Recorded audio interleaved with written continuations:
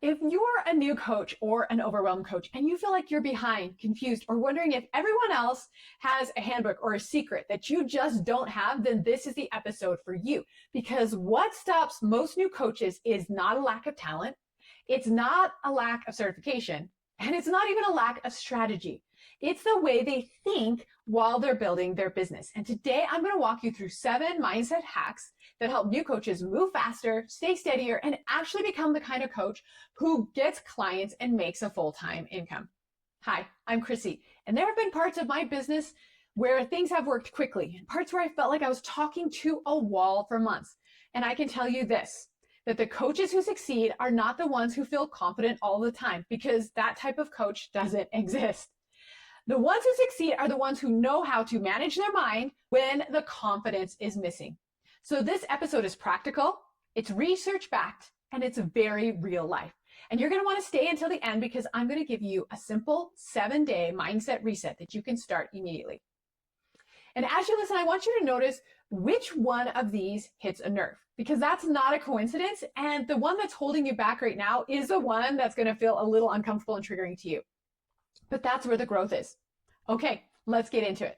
Hack number 1 is understanding that confidence is built from evidence and not personality. There is a belief that can very subtly sabotage you as a new coach. And it's the belief that I just need to feel more confident before I put myself out there. And this sounds reasonable, but it's completely backwards.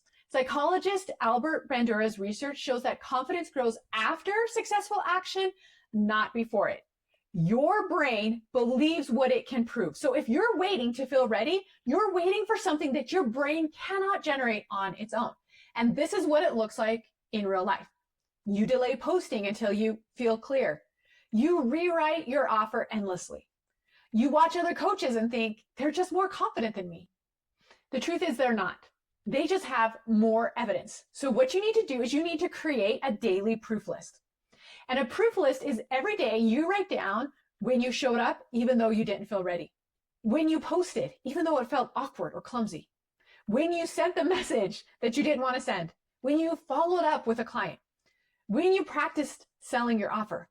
Your brain needs receipts. And writing down all of the things that you have done, even when you didn't feel like it, gives your brain the proof that you can do this. Hack number 2 is you need to stop relying on motivation. You need to install decision rules instead, because motivation is unreliable, full stop.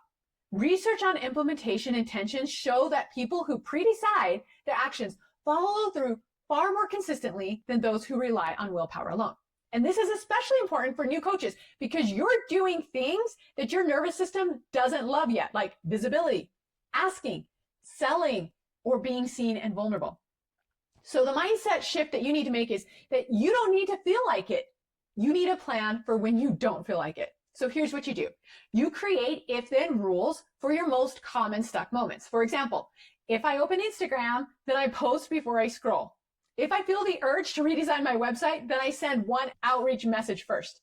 If I get nervous about selling, then I remind myself who this helps and I invite that one person.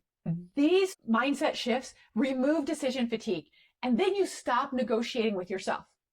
This hack alone can double consistency, but next we're going to talk about what to do when the stress kicks in, as it will. Hack number 3, stress means growth, not danger. Most of us, we interpret stress as a warning sign. So we'll say to ourselves, I'm anxious, so something must be wrong. Or I feel overwhelmed, so maybe I shouldn't do this. But research on stress mindset shows that when people interpret stress as energy instead of a threat, they perform better and recover faster. So here's the reframe. Stress is not a sign that you're failing. Stress is a sign that you're expanding.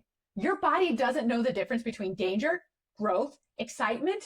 All it knows is just energy. So what to do? When stress hits, say this out loud. This feels intense because it matters, and I can use this energy. Then take one small action. Hit publish, send the message, record the video, invite the person, because action metabolizes stress. Now let's talk about the mindset shift that makes selling stop feeling so heavy. Hack number 4, stop selling coaching. Start selling outcomes that your brain believes in. A lot of new coaches feel weird selling because their offer feels too big. and your brain hates vague. So when you say, I help people feel better, or I help moms become happier, your nervous system doesn't feel grounded. So here's the mindset shift. You're not asking for money, you're offering a clear return on investment. So what you need to do is you need to rewrite your offer using this sentence. I help, name the specific person, who is, name their specific struggle, get, and then name the measurable result that they will get by being in your program. And then name a common fear. So again, I help specific person who is specific struggle, get measurable result without common fear. For example, if you're a divorce coach, your offer may be, I help women in the middle of divorce calm their nervous system and make clear decisions without feeling stuck in fear, confusion, or emotional whiplash. So with this sentence, you know who you help, the result they'll get, and what will happen in their life after they go through your program. Next, we're tackling rejection, because this is where most coaches emotionally tap out. So hack number 5, rejection is information, not a verdict. New coaches often personalize everything. Actually, most humans just do this, right? And coaches are humans, right? But what we need to do is we need to stop and to pause and to retell the story. So often what happens is a no response becomes, oh, they don't like me. Or a no sale becomes, I'm not good at this. But research on fear of failure shows that when people interpret rejection as identity-based, they stop taking action. But the entrepreneur mindset needs to be, rejection answers one question only. And this is the question. Was this the right offer at the right time for the right person? That's it. That's it. So here's what you need to do. After a no, write, what did I try? What happened? What will I adjust going forward? That's it. No spiraling, no story. That's it. What did you learn? And then move on. So now let's fix the emotional whiplash that happens after you post or sell. Hack number 6, master one emotion skill, reappraisal. Cognitive reappraisal is the ability to change the meaning you give a situation. And this is huge for humans and for coaches. So instead of, nobody liked my post, I'm invisible, reframe it as, this means my hook wasn't clear.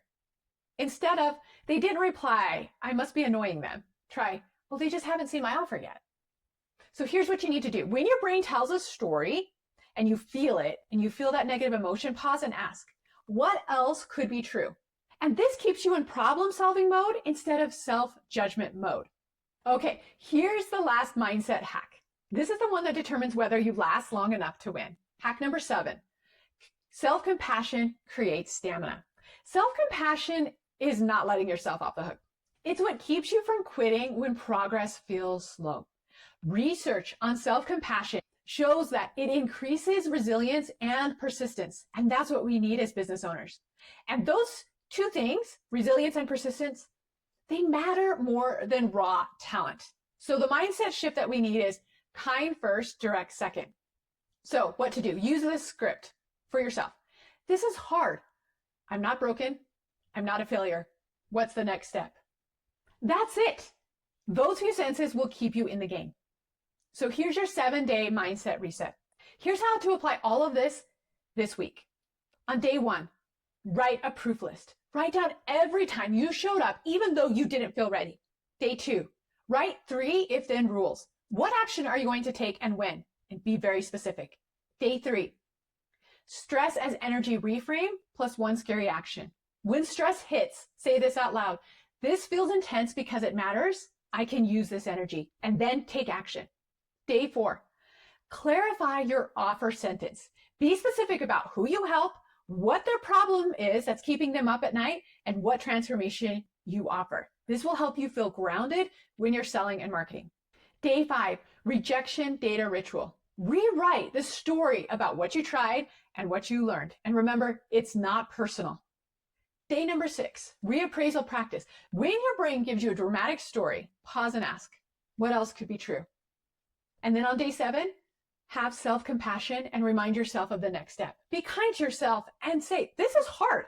It doesn't mean that I'm broken or a failure. What's the next step? If you do this, you'll feel steadier. Do this repeatedly and you'll feel unstoppable. If this episode helped you, and if you want help with the strategy side of building a coaching business that actually gets clients, you know where to find me. The links are in the show notes and down below on YouTube. Remember, you're not behind, you're building, and that takes time. All right, I'll see you next time.